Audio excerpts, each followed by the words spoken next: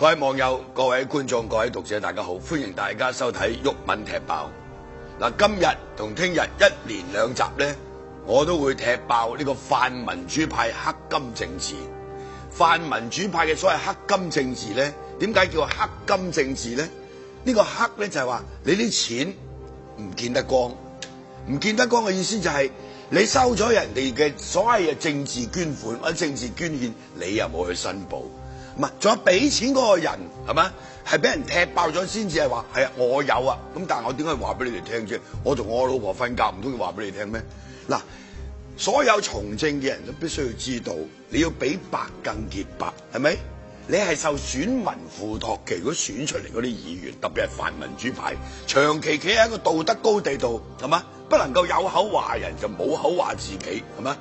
嗱，黎智英已經唔係第一次被揭發咧，佢係泛民主派嘅金主。嗱，今次咧呢一個咁嘅資料咧，就顯示佢過去2年咧，年幾2年咧，總共咧就捐咗4000萬，就俾呢個泛民主派嘅政團同埋呢一個立法會議員啊，幾乎係派勻，好似派片咁啊，派漏咗嗰個就係人民力量。咁大概黎智英仲係以為人民力量係黃毓民仲喺度揸緊 fit 嘅，係咪？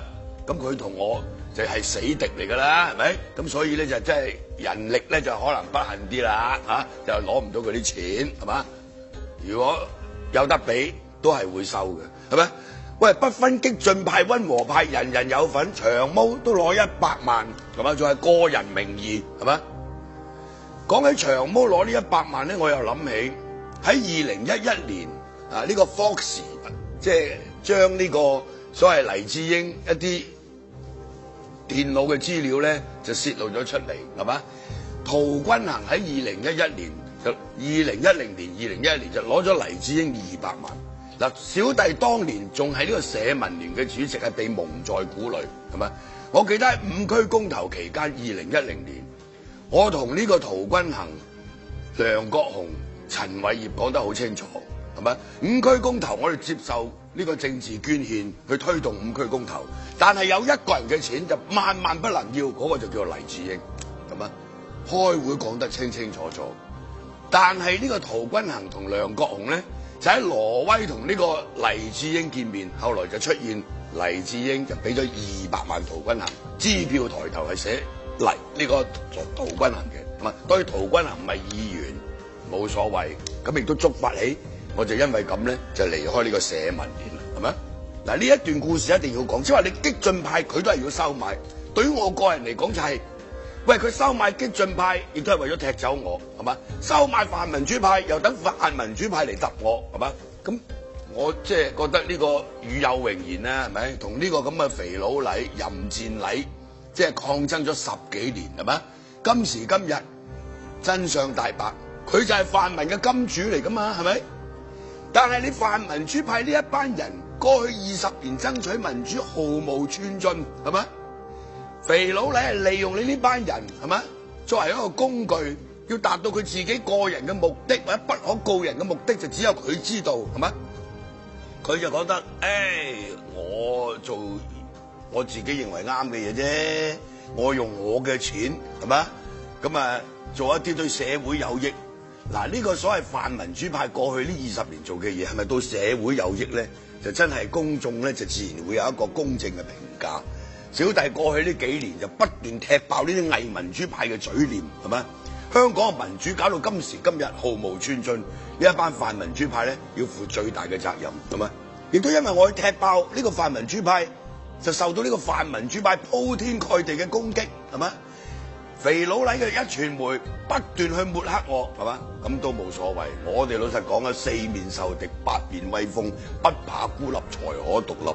個人嘅得失唔重要，但係對成個香港嘅大局，你呢一個咁嘅淫賤黎，係嘛？搞黃色新聞，悔盜悔淫，係嘛？為咗登一個封面，搞到人哋家散人亡，就為咗賣多幾百本、幾千本。即係呢種人咧，就應該係落地獄嘅。理論上嚟講，你信天主教都冇用嘅，係咪？好似喺今次呢件事，有啲所謂臭蟲論，有啲人話：喂，共產黨啊，或者中資機構夠有捐錢，俾呢一個即係民建聯啦，係嘛？民建聯嗰晚籌款1晚就籌6000萬啦，肥佬黎俾晒呢啲民主派嘅人都係得4000萬啫，你連領呢啲叫做臭蟲論。咩叫臭蟲論啊？好清楚。喂，你自己衰，跟住又揾個同你一樣咁衰嘅，或者衰過你嘅，或者冇你咁樣衰嘅攞嚟相提並論。但係如果你單獨係講民建聯嗰晚籌款籌6000幾萬，人哋係攤開晒條數俾你睇嘅喎。張曉明寫幅字，咁啊佢有錢佬俾幾多錢，係嘛？喂，拍埋一支紅酒幾多錢，好清楚嘅喎。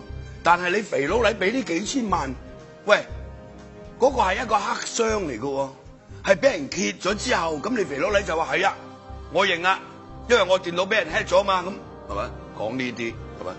嗱呢個咧已經係好不堪嘅啦，但係最不堪咧，亦都係呢啲咁嘅立法會議員或者泛民嘅政團，係咪？即係。所謂吃人嘴軟，拿人手短，泛民主派接受呢個黎智英嘅捐款，咁如果話佢唔會對呢個金主投桃報李，咁老實講啊，3歲僆仔都唔會信啦。即係我做立法會議員，我記得不久之前喺立法會有一個所謂新聞自由嘅呢一個提案啊，維護新聞自由嘅提議呢個議案，咁啊其實每一年都有嘅，啲泛民主派嘅議員。不約而同攞呢個即係肥佬黎嗰張報紙俾人抽廣告嚟講，係咪？喂，但係佢冇去申報，原來佢攞過肥佬黎錢嘅，係咪？喺呢一個咁嘅議題上邊，喂，你有利益衝突嘅，係咪？所有嘅議員根據議事規則，當你投票或者發言嘅時候，嗰個議案你有直接或者間接嘅金錢利益，你就必須要申報嘅。你有冇去申報？係咪？我又試過有一次喺啲事務委員會裏邊，因為即係對上一次踢爆肥佬黎捐錢俾公民黨、民主黨嘅時候，我就已經喺個事務委員會話俾佢哋聽，嗱，你邊個收肥佬黎錢嘅，就唔該你申報，因為今日講呢個議題咧係同一傳媒有關嘅，係咪？喺呢個立法會裏邊，劉慧卿又好，毛孟靜又好，兩個係誓死捍衛呢個新聞自由嘅，擺出一副咁嘅姿態，亦都係誓死捍衛黎智英嘅一傳媒，係咪？大家都有眼見，所以民主黨攞黎智英好多錢嘅，咪大家亦都係即係其實心知肚明嘅啦，已經係咪？你見黎智英得閒就喂李柱銘啊、李永達啊，係咪？何俊仁咧就去佢屋企食飯嘅，係咪？咁當然啦，你傳媒大亨同呢啲即係民主派嘅人交往啊，我哋係無權置喙。但係我想講，今次揭發嘅即係幾位議員，梁家傑、梁國雄、李卓人，係咪？即係佢哋接受呢個黎智英嘅，即係個數額都唔係細嘅嗰個咁嘅所謂捐款啊。但係作為一個立法會議員，佢冇根據議事規則做呢個利益申報，仲有個毛孟靜、涂謹申一人攞50萬，但係佢而家唔認，係咪？嗱，我即係琴日咧就睇到黎智英喺佢嗰個網台節目度咧，同阿李慧玲講啊，咁呢兩個都有收錢，咁就好似係選舉經費嚟㗎。咁總結，如果係選舉經費，你就要申報添啦。當時選舉過後，咁大家可以睇下喺選舉即係佢哋申報個選舉經費嗰度有冇即係申報呢一筆係黎智英捐俾佢哋選舉嘅，係咪？當然佢又可以移形換影嘅，嗰啲錢俾咗個黨，咁個黨就再俾翻佢，咁都得嘅，係咪？嗱，呢啲咧就係話你會變成你完全呢班議員係毫無公信力嘅，大佬。政治捐獻有咩問題啫？我都覺得冇問題嘅，全世界都有㗎啦。但係人哋有政黨法，有政治捐獻法，受法律嘅規範。香港就冇，所有嘅政黨嘅收入來源咧，佢係唔需要話俾你聽嘅。但係政黨嘅收入來源唔需要話俾你聽，因為香港冇政黨法，好多政黨係用有限公司註冊嘅，包括民建聯、包括民主黨、公民黨都係有限公司嚟嘅。咁佢商業運作，咁你吹佢唔脹係嘛？就係因為呢個係法例嘅漏洞。你既然有選舉政治，你就一定要有政黨法係嘛？香港冇。好啦。對政黨嘅規範，你係冇法可依，但係對議員嘅規範有啦啩？你要申報噶嘛，係咪？點解你梁國雄攞100萬冇申報咧？係咪？點解你涂謹申攞50萬冇申報咧？點解你毛孟靜攞50萬冇申報咧？點解你李卓人攞150萬冇申報咧？係咪？你要申報噶嘛，係咪？喺呢個即係議事規則裏邊同埋議員嗰個利益，即係嗰個操守嗰個委員會裏邊係有規定噶嘛。好簡單，我做立法會議員，我每個月咧都會搞啲生日會，揾人贊助，現金嘅贊助。啲老友，喂，我擺10幾圍，請啲老人家食飯，5000、8000、1萬，我全部喺個立法會嗰個利益申報嘅表格裏邊填晒嘅，係嘛？你一定要申報噶嘛。如果選舉，根據選舉舞弊條例，喂，你超過1000蚊嘅選舉捐獻，你就要申報，係嘛？所以當然而家究竟法律即可唔可以對呢啲即係收取黎智英呢啲捐獻嘅人即係可以有啲咩規範咧？咁啊真係要等 ICAC 查下先知啦。不過根據立法會嘅即係議事規則，係嘛？理論上佢哋就一定係要申報嘅。咁但係你唔申報，咁啊大家就喺個道德上邊即係去譴責佢咯，係咪？泛民主派同黎智英嘅關係其實都眾所周知嘅。